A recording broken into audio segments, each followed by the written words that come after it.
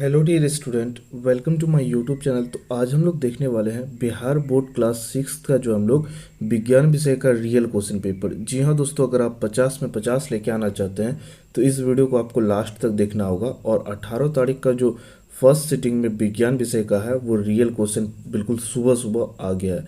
आज ही का ये वीडियो है और आज ही ये जो है रियल क्वेश्चन आया है, ठीक है। और आपको जो है बिल्कुल 18 तारीख में हूबहू क्वेश्चन मिलेगा 100%, ठीक है।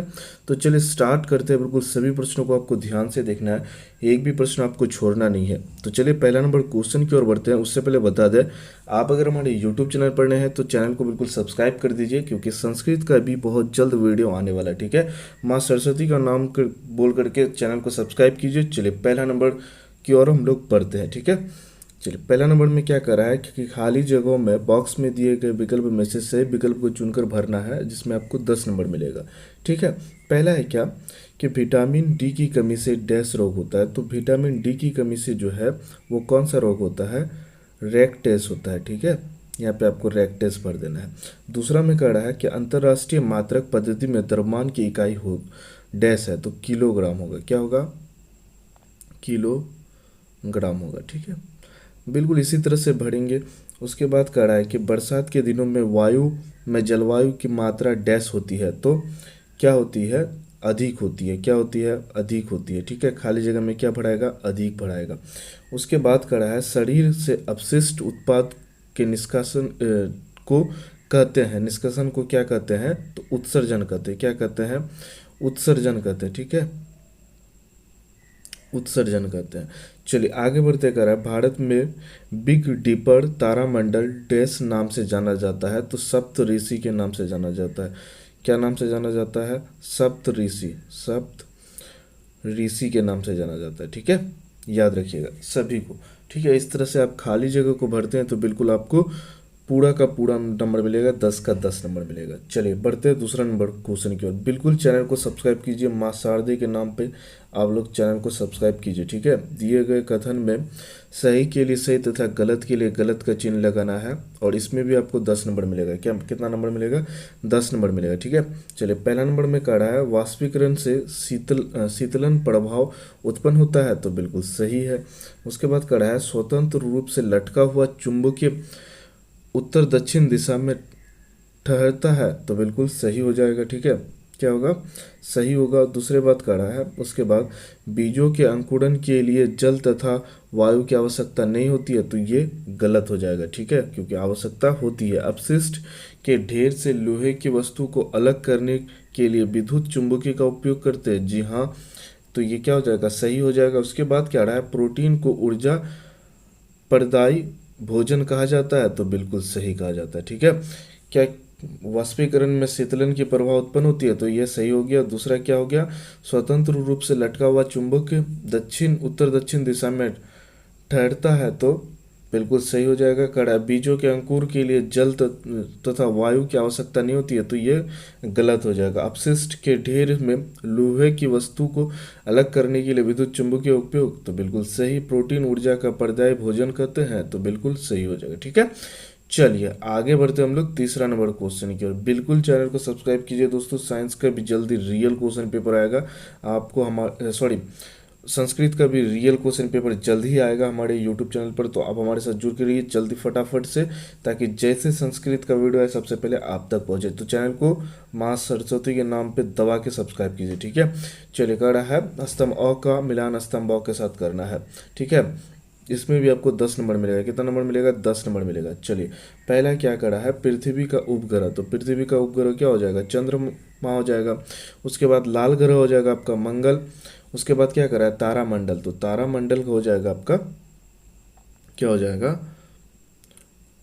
ओरायन हो जाएगा, ठीक है। उसके बाद करा है संध्या या भोर का तारा, तो ये हो जाएगा आपका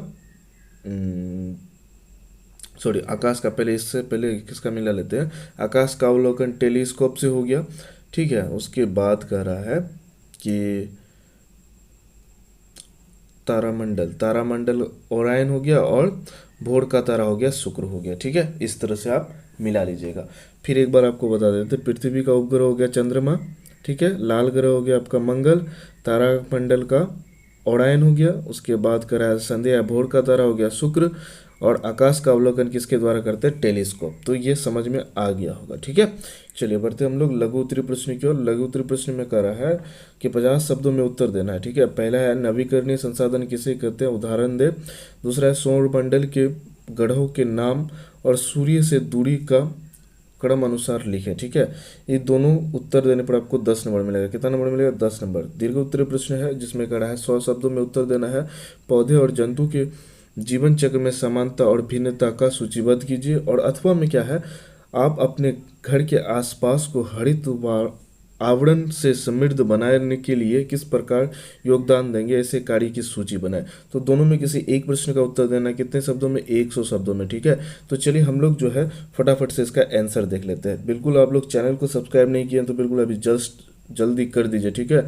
माँ शारदे का नाम पर क्या आप लोग चैनल को सब्सक्राइब कीजिए और आप लोग का गर्दा एग्जाम जाएगा, ठीक है। चलिए पहला नंबर क्वेश्चन की ओर बढ़ते हैं। पहला नंबर क्वेश्चन में क्या कर रहा है, लघु उत्तरीय प्रश्न है, 50 शब्दों में उत्तर देना है। पहला है क्या, नवीकरणीय संसाधन किसे कहते हैं, 3 उदाहरण दे। तो इसका उत्तर देना, उत्तर लिख करके देना है क्या, कि वे संसाधन जो प्राकृतिक प्रक्रियाओं द्वारा पुनः प्राप्त या नवनिर्मित किए जा सकते हैं और मानवीय उपयोग से समाप्त नहीं होते, उन्हें नवीकरणीय संसाधन कहते हैं, ठीक है। ये पर्यावरण के अनुकूल होते हैं क्योंकि इनसे प्रदूषण कम होता है, ठीक है। क्या लिखना है, चलिए और एक बार बता देते हैं कि नवीकरणीय संसाधन किसे कहते हैं और इसके उदाहरण। चलिए हम लोग फिर से एक बार देखते हैं क्या कह रहा है, कि जो वे संसाधन जो प्राकृतिक प्रक्रिया द्वारा पुनः प्राप्त किया जा सकता है, फिर से दूसरा बार प्राप्त किया जा सकता है, नवकृत किया जा सकता है, मतलब फिर से बनाया जा सकता है, और जो मानवीय उपयोग से समाप्त ना हो, जो मानवीय उपयोग से समाप्त नहीं हो, उन्हें नवीकरणीय संसाधन कहते हैं। ये पर्यावरण में अनुकूल होते हैं क्योंकि इनसे प्रदूषण कम होता है। उदाहरण के लिए है क्या, सौर ऊर्जा, पवन ऊर्जा, उसके बाद जल विद्युत, ये सब जो है क्या है, नवीकरणीय संसाधन है। समझ में आ गया होगा। चलिए दूसरा नंबर क्वेश्चन की ओर बढ़ते कर रहा है, सौर ग्रहों के नाम और सूर्य से दूरी, बढ़ती दूरी के क्रमानुसार लिखे, ठीक है। सूर्य से बढ़ती दूरी के अनुसार सौर मंडल के 8 ग्रहों के क्रम इस प्रकार है। सबसे पहले क्या होगा, बुध होगा जिसको क्या कहते हैं, मरकरी कहते हैं। दूसरा क्या होगा, शुक्र होगा जिसको वेनिस कहते हैं। तीसरा होगा पृथ्वी जिसको अर्थ कहते हैं, ठीक है। उसके बाद है मंगल जिसको मार्स कहते हैं। उसके बाद बृहस्पति जिसको जुपिटर कहते हैं। शनि जिसको सेटर्न कहते हैं। अरुण यूरेनस कहते हैं। उसके बाद नेपट्टून, ठीक है, वरुण को। तो ये 8 ग्रह है जिसका सूची जो है सूर्य से दूरी के आधार पर किया गया है। चलिए बढ़ते हम लोग लॉन्ग क्वेश्चन की ओर। कर रहा है, हमारे आसपास के हरित आवरण से समृद्ध बनाने के लिए किस प्रकार योगदान देंगे, ऐसे कार्य की सूची बनाए। तो इसका उत्तर हम लोग कैसे लिखेंगे, चलिए आइए देखते हैं हम लोग। देखिए सबसे पहले हमारे आसपास आवरण को हरा भरा बनाने में केवल सुंदरता बढ़ता है बल्कि प्रदूषण कम करने में भी मदद करता है, ठीक है। मैं निम्नलिखित कार्यों के माध्यम से जो है योगदान दे सकता हूँ, ठीक है। या आप अगर जो लड़की देख रही है वो सकती हूँ लिखेगी, ठीक। चलिए इसमें है क्या, सबसे पहले हमको क्या करना पड़ेगा, वृक्षरोपण, मतलब खाली पड़ी जमीन पर जो है छायादार फलदार पेड़ लगाना है। दूसरा क्या है, किचन गार्डन जिसको कहते हैं घर के आंगन या बालकनी में गमलों में जो है सब्जियां औषधीय पेड़ पौधे जैसे तुलसी एलोवेरा का उगाना, ठीक है, उसको कहते हैं किचन गार्डन। उसके बाद जागरूकता, जागरूकता जरूरी है, अवेयरनेस जिसको कहते हैं हम लोग। कड़ा है, अपने पड़ोसी और दोस्तों को पौधों लगाने और उनकी देखभाल करने के लिए प्रेरित करना। उसके बाद पौधों की देखभाल, केवल पौधे लगाना ही काफ़ी नहीं, उन्हें नियमित पानी देना और खाद डालना सुनिश्चित करना भी एक आपका जिम्मेदारी है। तो ये पौधे का देखभाल भी करना चाहिए जिससे हरा भरा हमेशा आवरण दिखे, ठीक है। और एक बार आंसर बता देते हैं इसका, कि अपने आसपास के वातावरण को हरा भरा बनाना न केवल सुंदरता है, ये जो है ये दिखावटी नहीं है, बल्कि क्या है, प्रदूषण को कम करने में भी मदद मिलता है इससे, ठीक है। मैं निम्नलिखित कार्यों के माध्यम से जो है योगदान दे सकता हूँ। इसमें सबसे पहले वृक्षरोपण जो है, खाली पड़ी जमीन पर छायादार और फलदार पेड़ लगाना, जैसे आम का पेड़ लगाया, ठीक है, फल भी देगा छाया भी देगा। उसके बाद दूसरा है क्या, किचन गार्डन, ठीक है, घर के आंगन में बालकनी में या आप बालकनी में जो है सब्जी लगाना या औषधि लगाना। औषधि में क्या हुआ, तुलसी और एलोवेरा हुआ, ठीक। उसके बाद है क्या जागरूकता अपने आस पड़ोस में और दोस्तों को पौधे लगाने के लिए के लिए और देखभाल करने के लिए प्रेरित करना, इंस्पायर करना। ठीक है, पौधे की देखभाल, केवल पौधे लगाना ही काफ़ी नहीं, उन्हें नियमित पानी देना और खाद डालना भी सुनिश्चित करना है। ठीक है, ये सभी उत्तर आपको लिख लेना है। चलिए, तो ये क्वेश्चन का आंसर आपको हम बता दिए हैं। संस्कृत का भी वीडियो बहुत जल्द आएगा, आप हमारे साथ जुड़ के रहिए ताकि जैसे वीडियो है सबसे पहले आप तक पहुँचे और आपका एग्जाम जो है ताबड़तोड़ जाए, गर्दा जाए। फिर मिलते हैं हम लोग नेक्स्ट वीडियो में, तब तक इतना ही। जय हिंद, बेस्ट ऑफ लक।